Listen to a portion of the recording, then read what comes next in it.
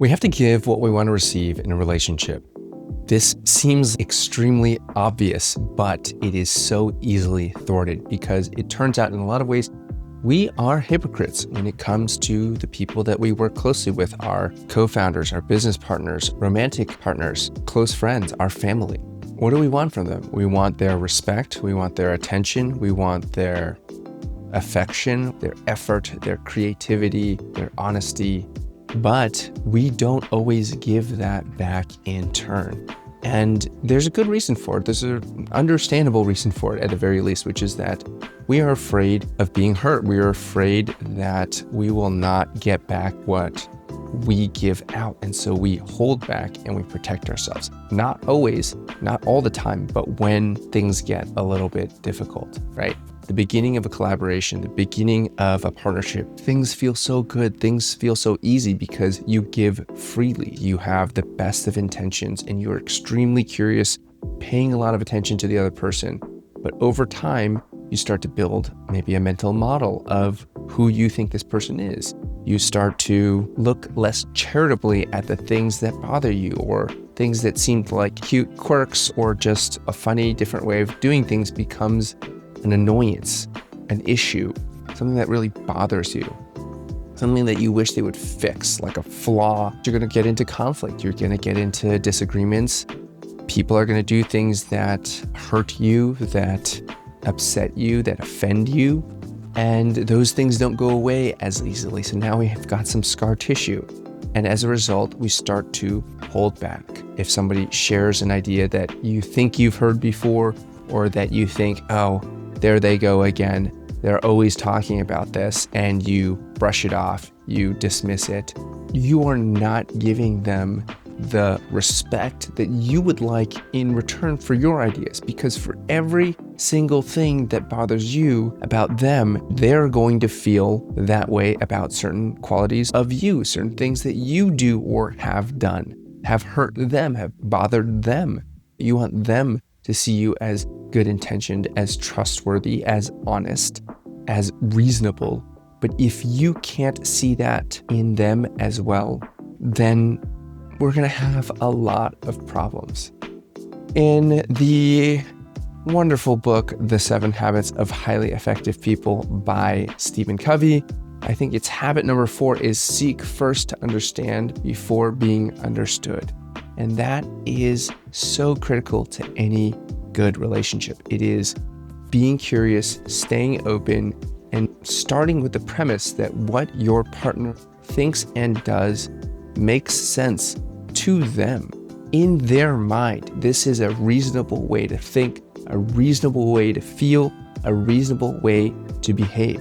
Now, you may disagree for you, which you're allowed to do, but if you start with the idea that it is reasonable for them and you don't understand it, then you need to dig in and try to understand what it is about their thinking, their past experiences, the way they're looking at the situation that they're in right now, to understand why it is that they feel this is valid. Here's a very simple example. You invite somebody on a hike, but you don't know that they recently rolled their ankle really hard and it's bothering them a lot.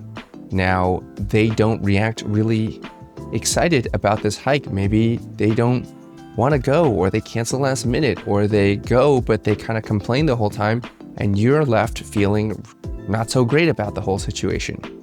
Obviously, if they told you that they had rolled their ankle really hard, it would be understandable. It would make sense. Maybe you wouldn't feel bad that you had invited them on this thing that would hurt them in some way, or, at least be really uncomfortable for them in some way. Now, a rolled ankle is a very easy thing to talk about, to explain, something that can be even made visible, right? It can be seen by others. Oh yeah, I totally saw them roll their ankle. It looked pretty bad. But many things in our lives are not so easy to talk about. Sometimes people don't even understand for themselves why they're reacting in a certain way, just that they are, or that it's something that happened to them in the past in a different situation that they didn't necessarily realize until now, or that they don't even necessarily want to talk about, or there are parts of it that are embarrassing for them or humiliating for them or just painful for them. Starting from the premise that there's something that you don't understand about their behavior, which is why they're acting the way they are and you don't get it, is really important. And there are certainly going to be things that you say and do and feel that have that same effect. One of the things my therapist says is that you can either understand something or you can accept it. Ideally, both.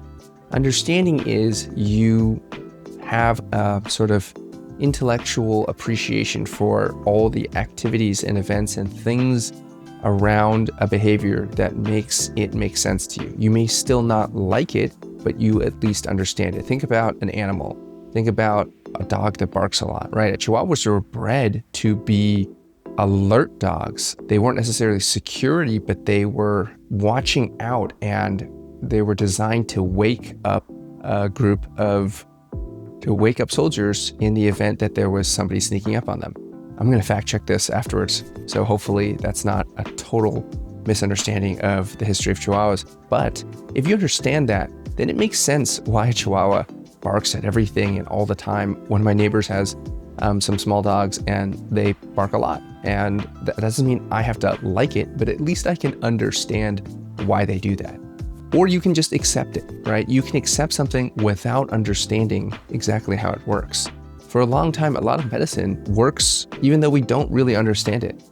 Before the discovery of germ theory, there was one doctor who noticed that if you wash your hands after touching dead people, cadavers, and going to the delivery room to deliver babies, there were less complications and deaths of the mothers and children of those patients with the doctors that washed their hands versus the ones that didn't.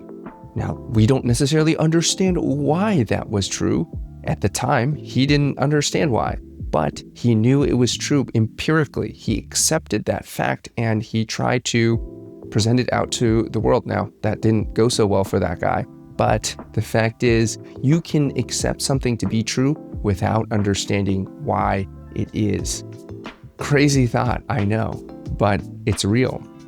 So either you can try really hard to understand it, or at the very least, you can just say, you know what? I'm just going to start with the premise that you're a reasonable person, and I don't need you to tell me every single thing about your life in order for me to fully understand how this is. Maybe you don't even understand how this is, but I will accept that this is a dynamic that occurs for you. There are certain places that make you feel uncomfortable. There are certain people, there's certain ideas that you don't like. And this brings me to the larger point, which is that every disagreement, every conflict, every point of contention can be either a source of stress and strain on a relationship or an opportunity for growth and connection. And I know what you're thinking, this sounds extremely optimistic, but hear me out. Yes, if you argue about something and you fight over it and you force one decision or another, one party is going to feel not so great about it, right? One person wants to go to the movies, one person wants to go, again, on a hike, or one person wants to sell their company, one person wants to sell their product in retail outlets, one person wants to focus on e-commerce.